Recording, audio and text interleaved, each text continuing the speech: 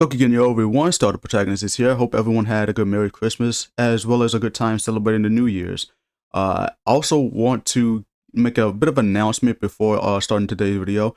As you can tell, I'm now part of the YouTube Partner Program, which means you can now become a member for the channel. So if you want to support this channel further, you can do so by becoming a member. So as you can tell, we have 3 levels here.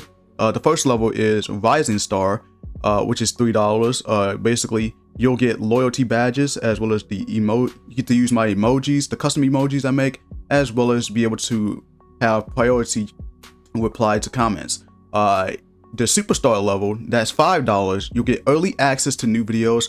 You'll also get member shoutouts as well as like status updates and stuff. And you also get the extra perks from the previous level. However, the All-Star level, that is the $10 level, where you'll be able to gain access to members-only live streams. You'll also be able to connect to me on social media, and you'll also be able to get like shoutouts as well as like early access to videos as well as the previous levels as well.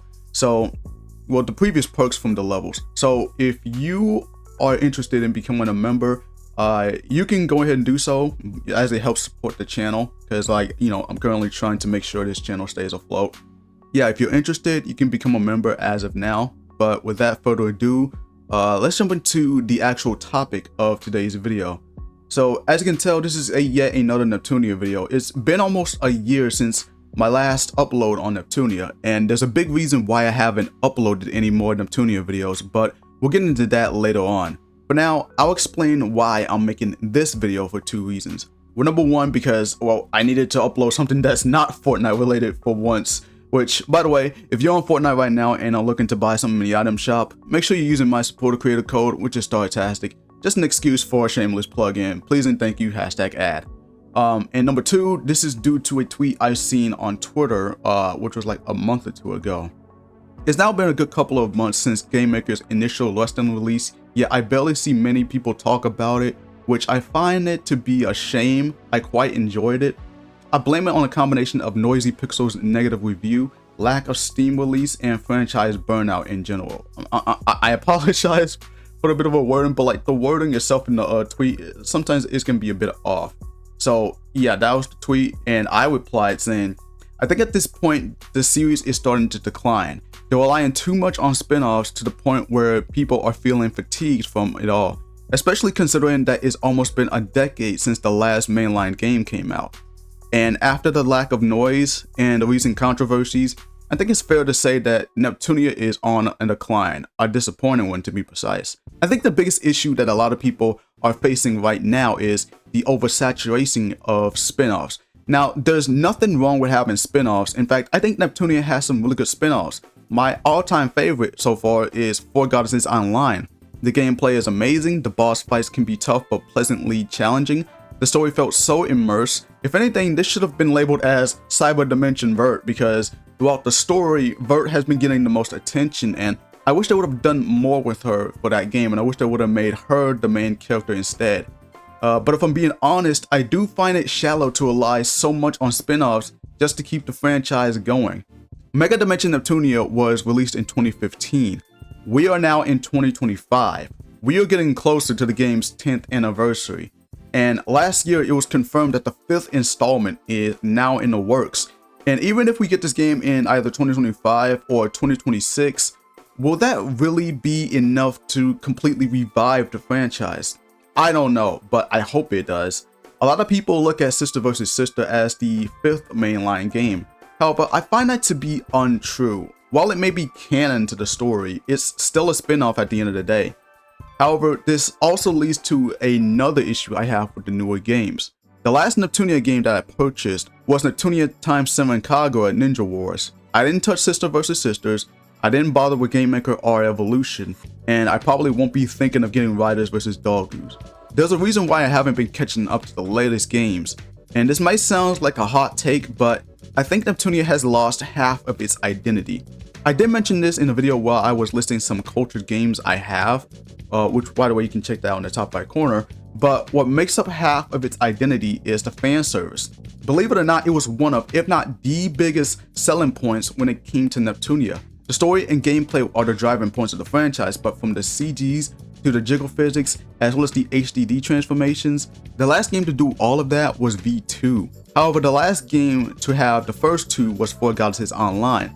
I love those two games, not just because of the gameplay and stories, but because of the good stuff we had. It was what made some of the older games so special. Seeing Nepgear, Uzume, and Adult Nup relax in a hot bath is pretty nice to see.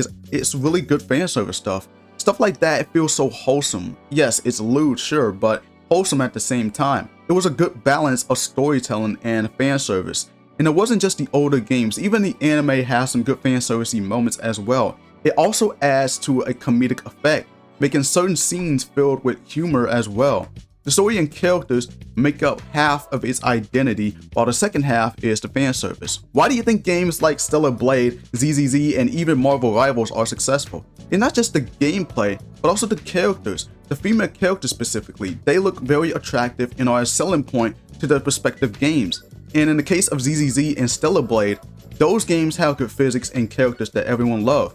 And it's due to the developers focusing more on what the fans want and less on what the modern audience want. The problem is that after RPG, we're starting to see a shift in a direction that doesn't correlate with the previous games. No saucy CGs, the lack of jiggle physics, and even shorter transformations. To hammer this point in, we gotta talk about the latest controversies that's been happening with this franchise. In my last Neptunia video, I reported that the Rebirth trilogy will be coming to both the Switch and PS4. However, what I did left out was the PS4 versions wouldn't be coming out on the West, unfortunately. So all we have left was the Switch versions. However, it was confirmed that the Switch versions will not make it to the West either, as it was cancelled due to Nintendo's guidelines. Some people thought it ran terribly, but it was released in Japan fine. So what's going on with Nintendo in the West? Now, some would say that maybe Nintendo is going back to being pro-censorship. However, I don't think that's entirely true. If that's the case, they would have stopped the developers from adding their hentai games onto the eShop. Hell, some of them were just released this year.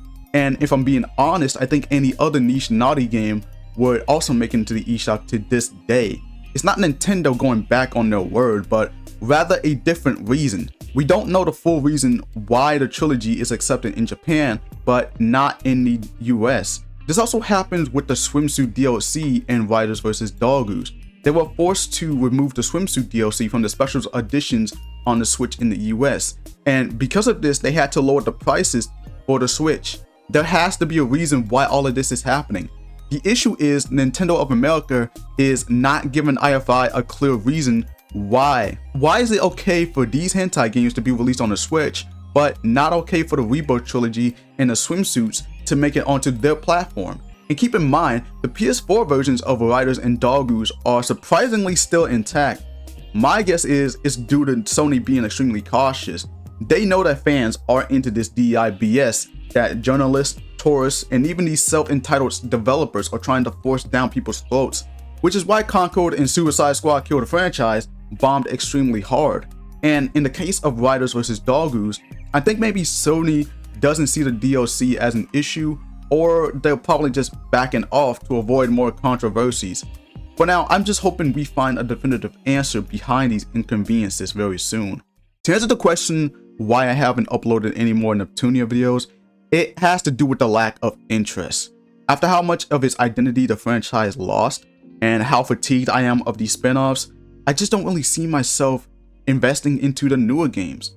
I love Neptunia to this day. I still admire the characters, as well as the older games. Hell, Hyper Devotion Noir is coming to the Switch in Japan next month after almost 11 years since its release on the PS Vita and Steam. And whether it makes its way to the West or not, we'll have to see. Hopefully it does. I want Neptunia to succeed. I've been a fan of the series for almost 6 years, but as of now, I don't see myself buying another Neptunia game. I am hoping they not only continue to where V2 left off, but also go back to what made Neptunia so special. But I guess we'll have to wait and see. Let me know your thoughts in the comment section below. And if you want to support the channel even further, you can do so by becoming a member for just $3 or more. But until then, this is the Protagonist signing out. As always, Gokigenyo. And have a startastic day, everyone. If you enjoyed today's video, then be sure to like, comment, subscribe, and turn those notifications on to join the Star Nation. Also, be sure to follow my Twitter, and while you're at it, check out my previous video. Now.